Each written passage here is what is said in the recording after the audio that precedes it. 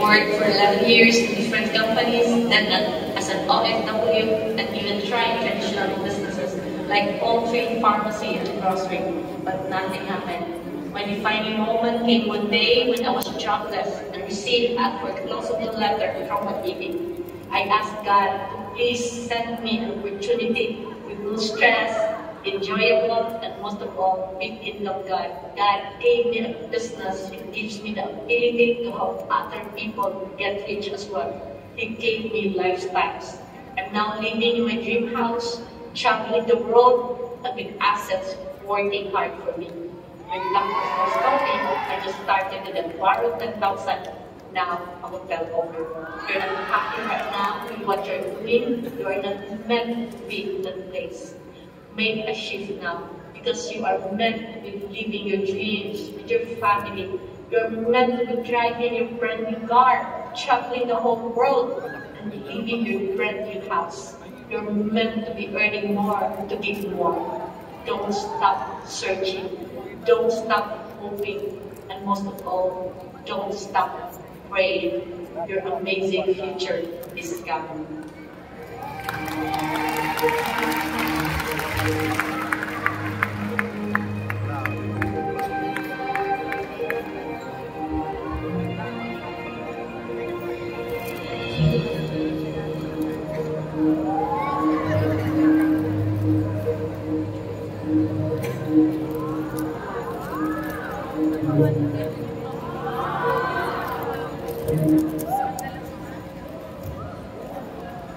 So ladies and gentlemen, may I call on our main speaker, please all stand, from Cebu City, Global Marketing Director, Eva Aradillos.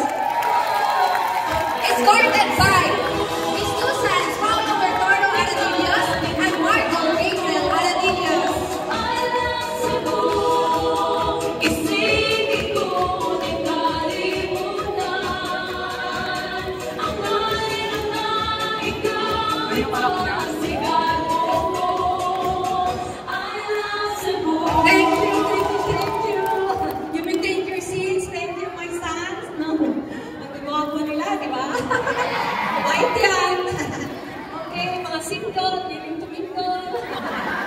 Kahit wala nagkatanong, nakira yung kapanis.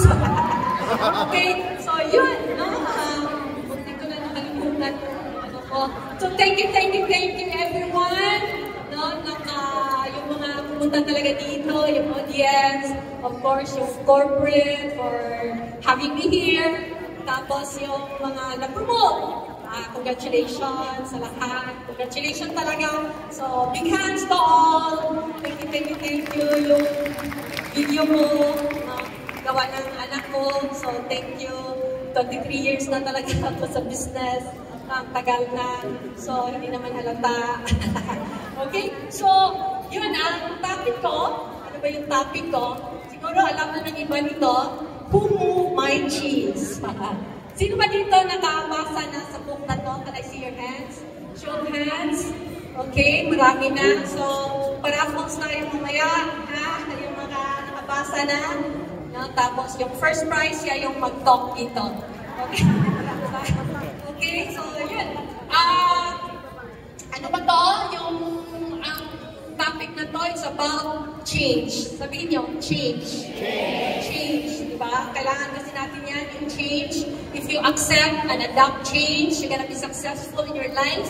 But if you resist change, you're gonna be frustrated with your dreams, no? So, storytelling business tayo, di ba? Storytelling business, yes? Yes, no? So, storya-storya lang to, cheke-cheke, chika-chika. Sabi nga, no, ito yung may kwento na may kwenta, no?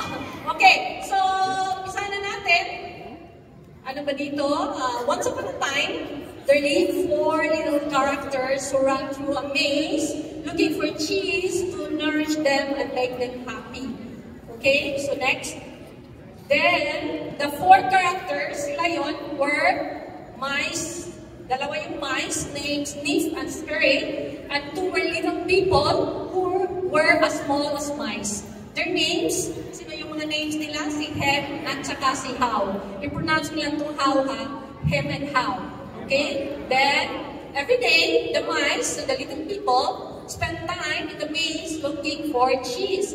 Until one day, nung nangyari one day, all of them find a pile of cheese in a place called Cheese Station C. Anong station?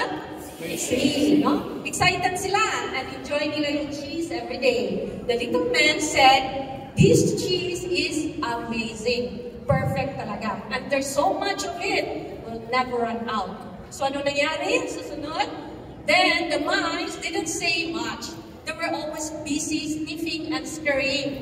Kaya pala pangalan nila si Sniff and Scurry, no, around the cheese. They didn't just eat. They also noticed things. Until one day, sabi ni Sniff, yung mice, the cheese is getting smaller. So ano nangyari? Dahil cheese naging smaller daw. So ano nangyari? The other mice, sabi ni Scurry, sabi ni Scurry, nodded and keep preparing to search the maze if the cheese run out talaga. So next, so yan, no, hem and how, yung little people na looks like, ano din, no, little people talaga to, parang the same size as mice, but they think and act like mice, like people. No? However, they didn't notice sila, yung little people. Comfortable na kasi sila, and Hem even built a home next to the cheese pile. Sabi niya, why go anywhere else? He said, we have everything we need here. No? So, nandito naman lahat. Okay, then one day, the cheese was gone. What happened? Sabi ni Hem, who moved my cheese? Angry and upset talaga siya. This is so unfair. The cheese was ours, he added. How look around, confused and sad. Maybe it's gone for good, sabi niya, he said quietly. Then, next, so meanwhile, si Sniff and Scurry, sila yung mga mice, had already put on their running shoes and dashed off in the maze. They didn't complain or wait, they just started looking for new cheese. Sabi ni Hem, where are those mice going? There's no cheese out there. They'll come back, he said. Next, so ano nangyari? Days passed and little people stayed at Cheese Station C, waiting for the cheese to come back. Hem refused to leave. No, sabi ni Hem, I'm staying here, he said. The cheese will return and I'm not wasting my time running around the maze. But how? Began to feel differently. Si How naman iba yung isip niya. Sabi niya, what if the cheese doesn't come back? He wondered, what if there's more cheese somewhere else?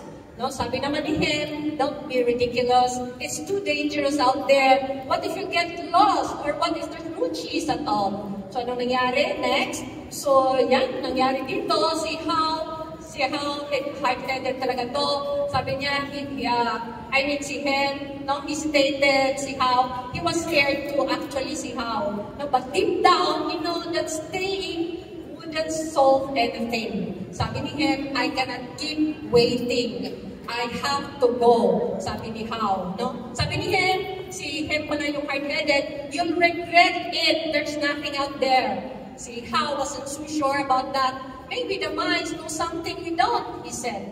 No? So, yan, no? Si How took a deep breath, laced up his shoes, and stepped into the maze. At first, si How, nahirapan talaga. It was hard. The maze was big and confusing, and he felt scared. But as he kept moving, he started to feel better. Mas maganda talaga yung keep moving, no? So, sabi ni How, this isn't so bad pala. I'm not as scared anymore. He wrote a message on the wall to remind himself, what would you do if you weren't afraid? Sabi, sinulat niya yon. As How kept exploring the maze, he thought about Hem. I wish Hem would come with me, he said. But he has to choose. He has to make his own choice. How keep moving and learning. Whenever he felt discouraged, nagsulat lang siya sa walls. No? Ito yung mga sinulat niya. The quicker you let go of old cheese, the sooner you find new cheese. And if you don't change, ano mangyari? You cannot grow. No? So, yan. No? And then, one day, ito si How found a new pile of cheese, a cheese Station N. Saan? Anong station? Station N. Saan sila galing? Station C. No? So, nakikinig talaga. Kasi may exam later eh. Na hindi makauwi ang hindi makapasa. No? Okay, it was bigger and better than the old one. No? He felt proud and happy. And I did it, he said to himself. I found new cheese. Sabi ni How. No? Ito, but as he sat enjoying the cheese, he thought about him. I hope he finds his way here someday, How said. He wrote one last message on the wall. Change happens. Be ready for it and enjoy the adventure. So, yan. No? So, tapos na to. Ganun lang ba? No? Kasi may notes ako dito. Naghirap talaga walang notes, no? Okay, so, kasi yung sa akin, preparation talaga to eh, no? Hindi talent. Okay, so ano bang book dito? Ano ba yung lessons learned natin? Gusto niyo malaman ano yung mga learn natin dito about change? Kaya tayo pa naman, di ba? Meron doon, are you willing to make a change? Di ba? Kasama talaga sa slides natin yan. Di ba? So, napaka-importante yung term na change. Sabihin mo, change. Change, no? Yun nga, no? And lesson natin dito, again, there are 4 characters. How many characters? 4. Dapat, no, yung dalawa yung mice, dalawa yung middlemen. No? So, si mice, anong pangalan? Si Steve and si Scurry. Tapos si middleman, si Ted, at saka si no? Ang cheese naman is a metaphor. Ang metaphor natin, yun ang dreams natin. Yung dream job mo, dream income mo, no? Dream life mo, dream boyfriend mo. No? Yun ang cheese natin. Ang maze naman also represents yung community where you live in, tapos yung ano mo, yung family mo, tapos yung organization mo, where you work in, no? Where you work, tapos dun mo hanapin yung cheese sa maze. Okay? So, ano ba yung number 1 lesson natin? Ito yan, change is inevitable. No? Sabihin mo, change is inevitable. Para hindi kayo antukin, no? Kasi ngayon, ano yan, no? Oras na dibiligro, no? Yung sinasabi nila. So, ano ibig sabihin ng inevitable? No? Wala pa, sabi lang ko na yan next, no? So, change is inevitable, meaning it's bound to happen.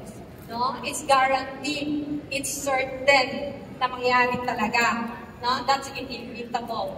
Okay? So, Stephen Curry, no, ready sila palagi kasi alam nila na change can happen talaga. Change will happen talaga. No? While yung mga little men, no, they resist change.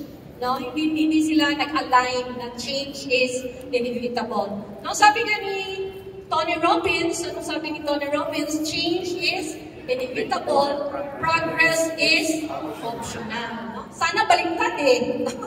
No? Change is optional sana, and progress is inevitable. Dapat ganun. Ang dami siguro successful na tao. Diba? Pero hindi ganun eh. So, kaya konti lang talagang successful na tao. No? So, ano talaga yung change, inevitable talaga yan. It's just like weather, di ba? Yung weather, yes. Nagbago-bago yan, di ba? Kung dalawa lang yung weather natin sa Pilipinas, di ba? Hot and ano yung isa? Very hot, no? Hot and very hot. And then, yung ano naman, at South or sa America, 4 yun, na nagbago talaga yan, no? Change is inevitable. Tapos yung mga tao, nagbago-bago din tayo. Yes, no, at first, bata pa tayo, tapos naging adolescent tayo, tapos naging adult tayo, tapos naging old age tayo. Ganun naman, di ba? Change is inevitable talaga. No, change is guaranteed. And as we change, nagbago din yung pananaw natin sa buhay. Yes or yes ba? Diba? Yung lifestyle natin, yung preference natin, diba? Pag nagbabago tayo. Tapos yung world din, it's advancing, daming mga invention, diba? Ang daming ano talaga, no? Mga AI na ngayon, no? Ang daming discoveries, no? Ang daming electric cars na ngayon, nagbabago din yung pagbili natin ng dati, punta talaga tayo sa mall para magbili ng something. Ngayon, sa Shein, sa computer lang tayo. Diba? Nagbabago talaga. So, change is inevitable. no? Nag-react doon sa Shein, no? And do not resist, no? Kasi change is inevitable. Embrace it, embrace mo yung change, no? Naalala ko nga doon ako kahit wala nagtatanong, nakapunta ako ng Switzerland, no?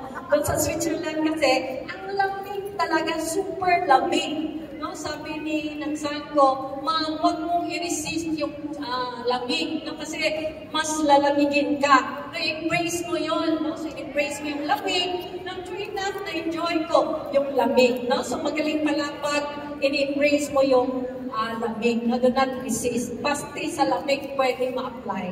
Okay? So, next. So, meron tayo dito, seasons of transformation. Anong season? Transformation. Ano ulit? Transformation, no? So, meron kasi, ito naman, kwento naman to, no? Meron isang story, no? Story of a tree. Yung tree, nag-resist ng change, no? Nag-resist niya yung change. Kasi, napakaganda na talaga ng tree, no? Maganda yung leaves niya, yung roots niya, very strong, no? And evergreen yung leaves talaga niya. So, maganda na talaga yung tree. Sabi niya, huwag kang mag-change kasi beautiful na ako no? Pero sabi ng queen, change is coming. Kaya, the fall arrived, no? Ang fall nag-arrive. What happened ba during fall? Yung mga nakapunta sa Amerika, diba? Nag-turn into gold, brown, red, yung mga kulay. Diba? Sabi niya, ay, bakit ano nangyari? Sabi ng kahoy, ano nangyari sa akin? No, tapos, nag-ano pa, kasi fall, diba? Naglalaglag, no? Yung dahon, sabi niya, will I ever be, fall again? No? Bakit nagkaganito? No? So, yan, no? Tapos, dumating ang winter. Talagang naging naked yung tree. Kasi nawala yung, diba? Nawala yung dahon. No? But, sa winter naman, yung talaga, but the roots getting stronger naman, no? Tapos, ano nangyari? So, ano na talaga, galit na talaga yung tree, ano nangyari sa dahon niya, no? Buti na lang, dumating yung spring, no? Pagdating sa spring, of course, no, yung tiny buds, nag-sprout, tapos merong first green leaves, gumaganda na naman yung tree, no? Tapos, sabi ni tree, naka-realize yung tree, anong realization ni tree? Sabi niya, it had not lost its beauty. Eh, sabi niya, ano pa kaya, babalik pa kaya sa akin yung ganda ko? Pero na-realize niya, kasi nung nag-spring na naman, sabi niya, hindi nawala yung beauty ko, no, during change, but grown into something more beautiful. Mas gumaganda pa yung tree dahil sa change. So, ibig sabihin, hindi tayo matakot sa change, no? Sabihin mo sa katabi mo, huwag matakot sa change. Yes, no? Bakit? Bakit hindi matakot sa change? Because it's nature's way to help us grow to something we never imagined, no? Yun, no? So, sa natin, sa business natin, ma-apply din natin to, no? Sa business natin, season din yan, no? Kasi sa spring, ano gawin natin? Dapat nag-planting tayo sa spring. And then, what will happen? Of course, darating si summer. Ano ba si summer? Party. Malaki na yung chicken, malaki yung team, daming incentive. Tapos, ano nangyari? Nag-fall, no? Ano nangyari sa fall? No? Yun, pag nag-fall na, of course, lumalaki ang team, ano nangyari? Dami ng problema. No, mga tao naging complacent na. Diba? So, yun ang nangyari sa fall. So, sa winter, dapat ang gagawin natin, no? Mag-reflect, no? Anong nangyari? No? Anong nangyari sa fall? No? Mag-strategize, no? Mag-counseling, mag-goal setting, para sa spring, no? During planting. No? So, yan, dapat embrace natin yung seasons. Huwag nating baliktarin na supposed to be spring yan, pati ginawa mo summer. No? Dapat nagtatanim ka sa summer. Pero ang ginawa mo sa summer, nag-party ka. So see, hindi ka nag-align sa seasons. So hindi maganda nangyari sa business mo. Ang maganda din dito, alam mo kung ano maganda. I-ask mo sa akin kung ano maganda. Ano? Ibig sabihin nito na nasa winter ka, ano mangyari? Babalik sa spring, no? Meaning, kung may utang ka, mabayaran na yung utang. Kasi ang utang nasa winter, pero babalik sa spring, no? So, sabihin mo sa katabi mo, kung may utang ka, spring is coming. Spring is coming. Kung lilit ang checking mo, maliit ba ang checking mo, sabihin mo, spring is coming. Yan, no? Ganda pala ng lesson ng, dapat ito lesson of transformation. Okay? Number 1, tapos na tayo. Siyam to eh. Okay lang sa inyo? Siyam to? Yes. Okay na number 1. So number 2 na tayo. Ano ba yung number 2? Adapt quickly. No? Sabihin nyo, adapt quickly. Ano yung number 1? Number 1, ano yung number 1? Change. Change is inevitable. Number 2, Adapt quickly. No? Because change is inevitable, of course, huwag ka nang mag-overthink. No, yun ang nangyari ni ano eh, ni Hem tsaka ni How. No, nag-overthink, nag-overanalyze, no, nawala na yung cheese dyan. Parang tao din, nawala na yung tao natin. Bilit yung check-in, in-analyze pa rin anong gagawin. Pero si Stephen Scary, automatic, no? Naghanap ng ibang tao, naghanap ng ibang station na may cheese, di ba? Dapat ganun din tayo. No? Next, ano mo nakita dito? The quicker you let go of cheese, the sooner you can enjoy new cheese. Yes or yes, ma? Yes, no, let go of cheese para meron na new cheese, no? Okay? Pakpak tayo, pakpak. Okay? So, hindi ka na promote. Ibig sabihin nun, cheese mo, old, no? Old yung cheese mo. No? Malit yung cheque mo, nawala yung tao mo, kasi yung cheese mo, old yun ang cheese. Alam mo, anong gawin? Ask mo sa akin, anong gawin? Ano? You can have your new cheese if you let go of the old cheese. No?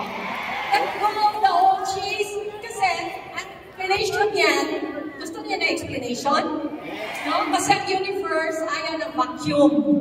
No? Ibig sabihin, kung tinatanggal, you let go of the old cheese, what happened? Maging empty, maging vacuum. Ayaw ni world niyan, ayaw ni nature niyan. May papalit talaga. At kung nawawala si old cheese, ano mapapalit doon? New cheese. So dapat you let go of the old cheese. Sabihin mo sa katabi mo, i-figure mo na yan, yung cheese na yan. I-figure mo na yan. Ayan. Mabaho na yan. Panila na yan. Tungtong na yan. So yan. No? Ano ba yung mga old cheese natin? Old cheese. And siguro ikaw, naka 100% face-to-face ka pa. Na presentation, na training, old cheese na yan. Ang new cheese ngayon, Zoom na, Google Meet na. No? Kaya hindi ka siguro malaki kasi old cheese ka pa rin. No? Ano ba, nag-trial and error ka pa rin sa business mo. No? Old cheese yan. Dapat naka-adapt ka sa system, na-standardize. Yes or yes? Yes, of course. No? Nahirapan ka ba sa qualifying? Old cheese yan. Ang new cheese natin, LLP. No? May LLP na tayo. No, genius talaga yung pagkagawa ng LLP. Thank you, Lifestyles. Thank you, corporate. No, sa LLP. Gusto ko talaga yung LLP. No? Game changer talaga yung LLP. Kasi hindi na tayo nahirapan sa qualifying LLP. New cheese talaga yung LLP. No? Tapos, paano pa yung mga old cheese nyo? Kung nag-present pa kayo, baka hindi kayo nagamit ng flip chart. No? Old cheese yan. Ang new cheese, pero flip chart. Gamit talaga tayo ng flip chart. Kasi may value kung may flip chart. At kung naintindihan nilang value, mas mapitik yung business. Kung ma-appreciate nila, merong reorder. No? Lalaki yung business. Okay? Tapos, ano pa ba yung old cheese nyo? Retailing kayo ng retailing. No? Hindi kayo nag-build ng network. Alam mo ba, pag mag-GMD ka na, 99.9999% sa income mo comes from your network. No? So, old cheese yan, retail na yan. Tapos, Tapos kung nag-retail pa kayo, may price cutting, mabagsak na yung excitement nyo. Or in fact, yung business natin, hindi naman retailing. Yung business natin is building network naman. No? So, yan. OGs yan. Yung retail na nag-retail. Ito, importante naman yung retail. Pero ang cake itself, the business itself, is building network for mass income. Yun ang UGs. No? Okay? Yes or yes ba? Yes. Okay? Pero ito talaga ang pinakagrabe. Yung mega people mo, no, na mabaho na. Nako, super old cheese talaga yan, no? Stopper talaga yan sa business. Let go nyo na. Let go, figo na talaga yun. Yung mga old people, I mean, mga old blood mo. Kasi the new blood talaga comes from, the excitement comes from new blood talaga. So yan, yes ba? Yes, no? So yan, no? The quicker you let go of old cheese, what will happen? The sooner you can enjoy new cheese. May na, ano ba? May learning ba? Learning ba so far? Yes. No? Number 3 na tayo. Anong number na tayo? 3. Ano yung number 3? Forget the past. Yan. Forget the past daw. No? Nakarelate yung may isa doon, no? Siguro, naalala niya yung boyfriend niya.